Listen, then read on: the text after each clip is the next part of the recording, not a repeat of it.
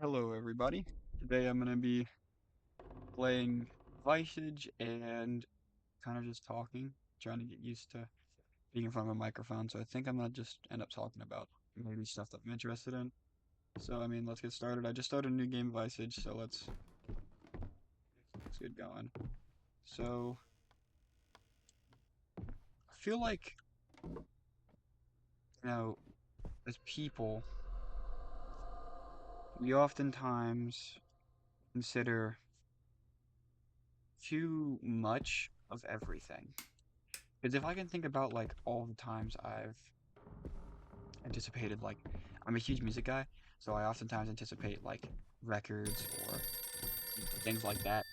Sometimes anticipate that kind of stuff, and I end up actually getting the record or the piece of Hello, Dwayne. media that It's I've wanted, Rose, your neighbor. and I know it's late, and I I end up know that I tend to not be a little appreciating as much as all anxious the hype that about I've small grown things. for it. I apologize for that, but I'm getting a bit worried. I haven't seen you out of the house in about 3 weeks. Is everything all right? Could you call me just to let I me live know here. everything's fine? Okay. All right. Bye bye.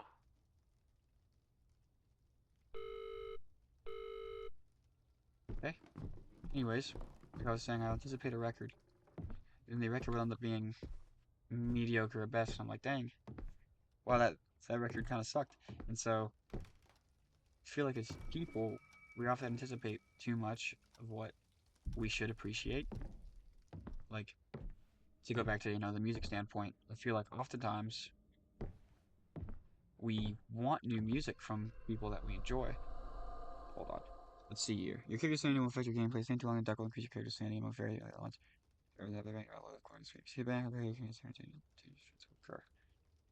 Okay. Anyways, like I was saying, oh, the lights are flickering. Oh, the Henry progress increase your standing greatly. Okay, so we can fix this? I have a light bulb, that's okay. Anyways, To y'all folks in the great city of Riverdale. Today the um, weather is going to be absolutely celestial. The temperature won't drop below 77 degrees and it's going to be one hell of a sunny day. Get your sunscreen towels out fix the and light. take your whole family to the beach. Uh, Take a day off and like I was show saying your with loved music, ones like how we much you anticipate care new about music them all the for the time from wonderful artists we things love. Like I feel like one of the really good examples recently was Tyler the Creator. A lot of people were anticipating his new album, Chromacopia, that came out like, shoot, I have no idea. family. Um, what is this? It's just key items and dynamic items. Dynamic items are stored where possible. Interact to use these go. So in your process, key. Okay.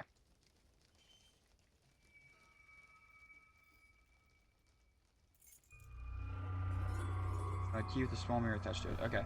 Anyways, like I was saying, we sometimes find ourselves afraid of like enjoying old things, enjoying things that aren't necessarily new.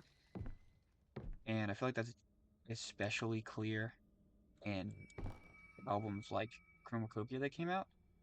I was excited for it. I'm gonna be honest. I was hyped for it because I've always been a huge Tyler the Creator fan. But I feel like in the grand scheme of things, it wasn't all that great compared to some of his older records. And so like all these people loved it because it harbored a lot of new fans that came with it, came with the creation of the album. But I also feel like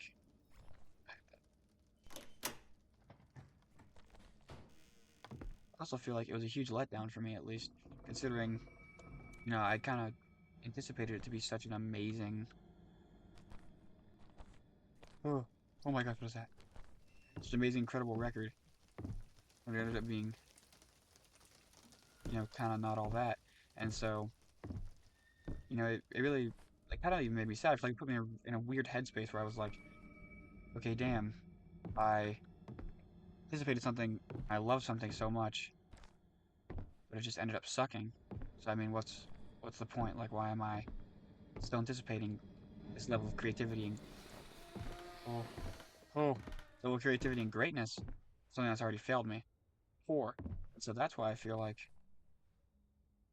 I keep hearing things, dude. That's why I feel like oftentimes we as people, oh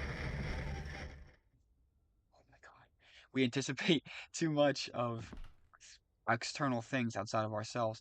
I feel like we also do this with religious ideals. Um, Religion we often come to as like, at least with me, I believe in God. I'm a Christian, and so I often resort to Christ if I'm ever having doubts about my life or having experiences that I've never experienced before. Then it's huge to me that I'm able to go to God and like talk to Him, because in a place that we don't expect or not exactly excited, we want something exciting to happen. We want that something to fill that excitement hole that we always grind for, like with an artist when they don't release a new album for a long time. Frank Ocean hasn't released an album in frickin' 9 years, and guess where we are on that? Everybody wants it so bad, but nobody. Oh my goodness, that's scary. Okay, okay, that scared me. Everybody wants it so bad, but nobody really knows why they want it. They just want it because it's Frank Ocean, not any other reason. And so I feel like, oh, turn that back on. I feel like we as people anticipate these things and are expect them to end up being amazing, when in reality they're just not all that. Like they're just not. How do I drop this? What the heck? There we go. Anyways, they're not something that we normally, fall into. We don't think that we fall into these things, but we do, because we subconsciously do. Like if you're excited for anything, and I feel like that's a huge part of being alive as a person. Especially like now, I'm playing this game. This game is really scary, and there's a lot of noises that I'm not really enjoying. And I'm not gonna stop playing it though, because I'm intrigued. I'm anticipating maybe a good thing that could happen, or maybe a. What the heck? Gotta go find a rocking chair. I'm anticipating a good thing that could happen. I'm also anticipating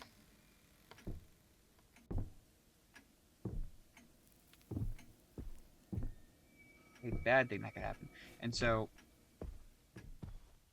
as I go into this, I think, okay, maybe I'm actively about to get jump scared by something really scary, and I have no idea, or a paranormal event could happen right now, like we learned, and that would be it for me. So dark. I shouldn't have turned my gamma right. It's on me for being foolish. Well, like I'm expecting either something good to happen, I make progress, something bad to happen. I brutally get jump scared, and I'm like, oh my gosh, it's so scary. I feel like that's just kind of what I fall into. That's what I end up resorting to. And I don't feel like that's a bad thing. Excitement's good. It keeps you awake and alive, and it keeps you knowing. Oh my gosh. But it can also be a bad thing to get overly excited for things that we don't know what it entails. Similar to if you were to go to like Disneyland, or a place Disneyland-esque, I guess, that you wouldn't. Oh, there we go. Then and you ended up having a bad time, you'd be like, Disneyland sucks. And you tell people Disneyland sucks. And maybe somebody who really, really likes Disneyland didn't go to Disneyland because of your opinion that you kind of persuaded onto them. Same way with religious ideals. I feel like oftentimes we don't give enough. We see a lot of criticism of religions. Doesn't matter really what it is, oftentimes, but it exists, and not like it's not a good thing to persecute people for believing in something that you might not necessarily believe in. And that's what I mean. It's okay to have differing ideologies. It's not okay to persecute people for them. That's what I feel, at least. And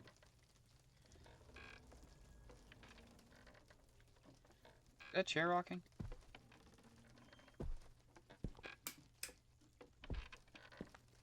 That's scary. Anyways, we're looking for something to get to the attic.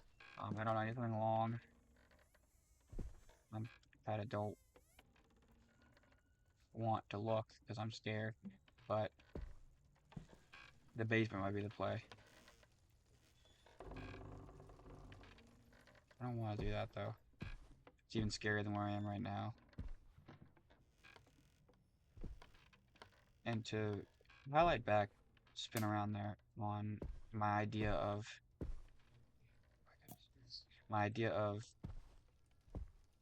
humans rely too much on overly exciting things.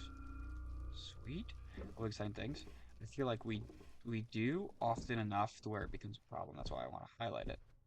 And so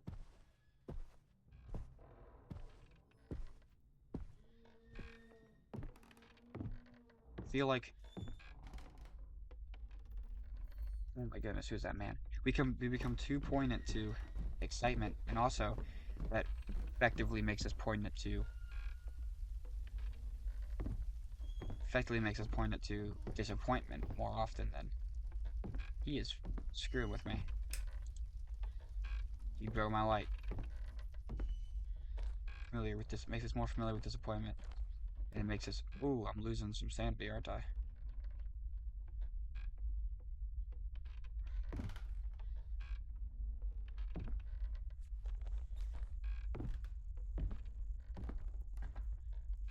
Oh my gosh, I'm scared. Hold on.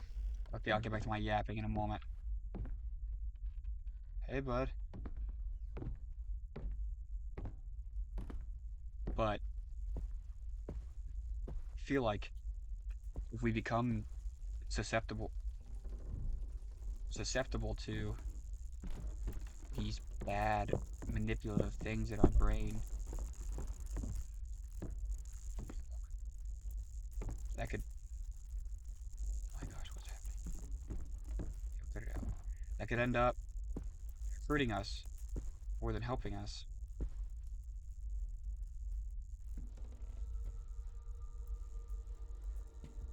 Oh, I found an evil. I guess that guy must have stabbed maybe himself. I don't know. I don't know. He seems to have been quite angry with the attic puller, though. So he put it right in there. That's nice to have. Glad I have that. We'll go up to the attic now. But I feel as if when we become poignant to this, like, feeling of being let down, we have to become also more poignant to the feeling of, or not more poignant, we become more susceptible yet more resistant to a feeling of, to a depressive state or a not mentally correct state. I feel like oftentimes that's how it ends up, is we associate these little points of excitement with these super high value things in our life. Like, realistically, somebody releasing a record is not something that we should be going crazy about because it's their job. I mean, sure, it's nice for if you're a diehard fan of something, but if you get too worked up over something like, so, oh my lord, so, yo, cut it out, so innocent, like that, and it ends up being a boon to you. That's at least how I see it. Oh my gosh, this is not a cool place. I do not frequent this. Because getting into that horribly depressive state is never good for anybody.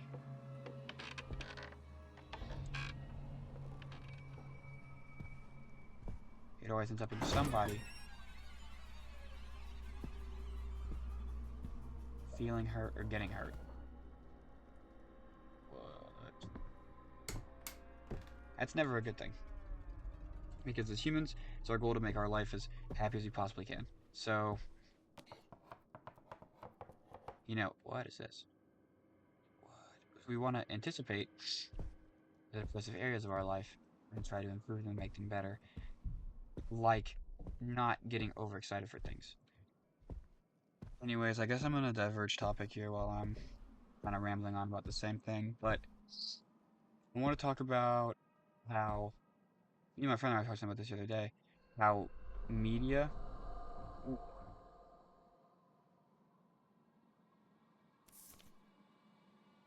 how media is slowly kind of just turning into, like,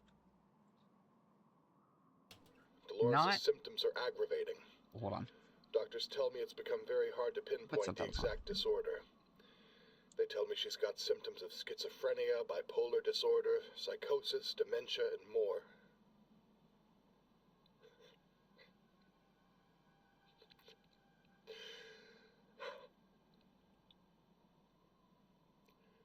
I don't know what to do anymore. It feels like the treatments are only making things worse. Today she told me she often hears her own voice whispering a sequence of 5 numbers through the baby monitor. That's creepy as hell. She said it's the key to her inner house. What? What does that even mean? What am I supposed to do? Tell me the 5 numbers. Thank you. Gotta figure out the 5 numbers, I guess, to get out of here. I assume.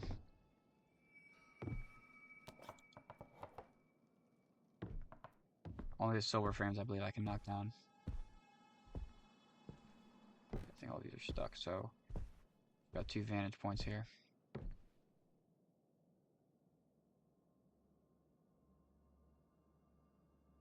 I don't understand.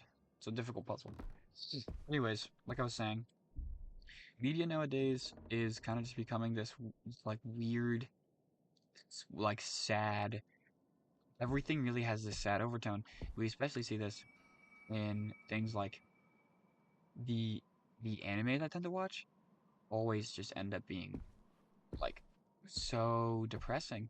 And I always feel like I believe sadness is the one emotion that people can feel the most, and like if you're happy all the time, you never really get tired of it. Like if you only really get tired of having negative emotions all the time, and sadness is really the most taxing of all the negative emotions, simply because of how much it can put a weight on your conscious and how you think. And so, with all this sad stuff in the media, it's so disencouraging, I guess, to always have to be, like, have a frontal proposition of this, like, sad, constant, demeaning principle, I guess. Oh goodness. That's not good. That's really bad, actually. But anyways. What was I saying? Oh yeah. Anyways. I don't mind sad media. I love sad media. I love sad things. I feel like that's kind of what I thrive off of when it comes to media in general, just because simply it's good. It reaches your soul and it makes you feel things that not other kinds of media do. But I feel like oftentimes these extremely sad and uncomforting medias that we see end up being the most comforting for a lot of people, simply because they can relate to how some of these people feel. I feel like that's kind of not sad to me that people have to reduce themselves to such a low level to relate to something so sad, especially in media. Like, for example, let's say Jujutsu Kai. Oh God. We'll say Jujutsu Kaisen, for example, is a very sad anime, simply because of the deaths we have to perceive, and oh, that's a bloody something. The deaths we have to perceive and the way the show perceives them to us.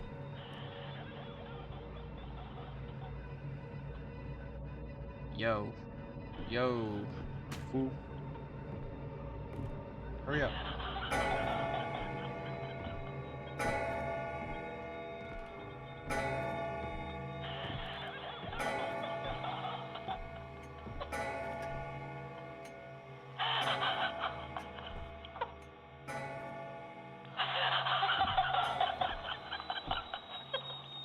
Oh, did they get me? What's happening?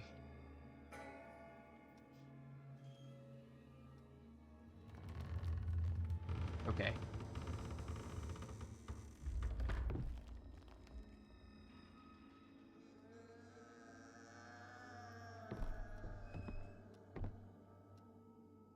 Okay, well that's terrifying. Oh, I just lost my train of thought. Anyways, I think I was talking about Jujutsu Kaisen. The way that we oh my gosh, stop doing that, dude. We perceive this media and this sadness that we have to consistently attend to is just heck, is just to me almost exhausting in certain things. I think media nowadays, I'm gonna do two examples that I know for a fact they're gonna get, that can get feeling out of people: Attack on Titan and Jujutsu Kaisen, simply because of the death that we experience and the pain that the characters have to go through. If we're able to sympathize with these characters, it can often be very, very mentally draining and very like mentally, I don't want to say disfiguring, but mentally, it's not definitely not mentally comforting. So I probably sound crazy considering, but I feel like we take too little notice of such amazing, sad. Oh, what's this? Shoes. Amazing, sad yet inspiring, I guess I would say, media like Attack on Titan, simply because it's sad. That's what people see it for, is that it's sad. Like, we don't see Attack on Titan for really its themes of hope or its themes of, is this intestinal tract? That's disgusting. We don't really see it for its themes of hope or its themes of joy or happiness. We see it as a sad show because that's really all it portrays, is sadness. That's all it does, is be sad. And so I feel like the sad media that we consume oftentimes can destroy the way that we should really be seeing it, at least in some aspects. Like, we try to connect too much of the happy and hopeful stuff back to being sad and depressing simply because they exist in the same. What was this guy? They exist in the same piece of media. And so I highlight another thing like Berserk, one of my favorite mangas of all time. Probably one of the only mangas I've read to be honest. Holy crap, what am I supposed to do? It's a good manga. It's also very emotional. It's got a lot of very emotional themes in it. And I feel like there's definitely times where that manga can very easily differentiate between being extremely sad and extremely hopeful. Like it should, with a extremely sad and extremely hopeful plot like that. Does its job very well. We'll take for example the eclipse. Sorry, I'm gonna spoil Berserk if you don't already know. So the eclipse is a very sad and vulnerable moment. Oh, I missed this completely. Very sad and vulnerable moment for Guts and Griffith and Casca, and really the whole. Oh, I'm just now forgetting the freaking name of the people. Holy crap, that scared me. Anyways, the whole gang. I'm sorry, I forgot the name of all of the like people Griffith was leading, and we have to watch as it all kind of crumbles in front of all of the people that were in this gang, this group with Griffith, and it's really sad to see, and it definitely produces a sad tone. But then there's other parts of the manga that end up being hopeful. Oh, hello. Which I'm gonna be honest with you, can't give you an example on top of my dome right now because I'm kind of scared out of my mind. But I do think that there's a way. There's a way that it can be done where people can see both the hopeful and sad sides. Oh, also a good example, Vinland Saga. Never seen it, never really read anything about it. I do have the first manga sitting on my desk next to me, but it does very well at portraying in the beginning, an ideal of, I don't know if I can show that, an idea of loneliness at times, and it portrays an ideal of revenge in the beginning. It portrays an ideal of, you know, killer gets all. It portrays all of these ideals. Okay, are we gonna be done with this?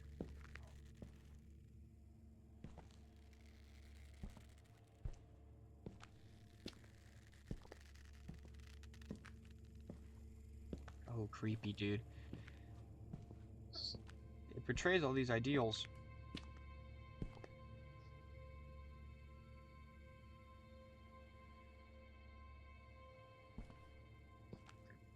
Very well. And we see kind of like this astute change of character, I feel like, later on in the show, where you can see Thorfinn kind of turn from this sad. Oh my lord. Yo, I'm not gonna lie, that's probably the most scared I've been in a minute. Oh my goodness. Anyways, it takes. Oh my gosh, I mean, holy crap. Yep, you're getting touched. Yep. Holy I don't even crap. care what you're saying. You're getting touched. Yep. Yep. Yep. Yep. Yep. Yep. Yep. Yep. Yep. Yep. Yep. Yep. Yep. Yep. Yep. Yep. Okay. Yep. So, Yep. Yep. Yep. okay, so Yep. Dolores wants her Yep. child. Yep. And, Yep. I believe Yep. Yep. my friend has just joined my Yep. Yep. Discord call, and Yep. I have made Yep. a grave error. Yep. Yep. Yep. Yep. Yep. Yep. Yep. Yep. Okay, I'm Yep. gonna end it here. Thank you guys for listening to my yap session. I'll probably be back in another part of Yep. this. Thank you guys so Yep. much.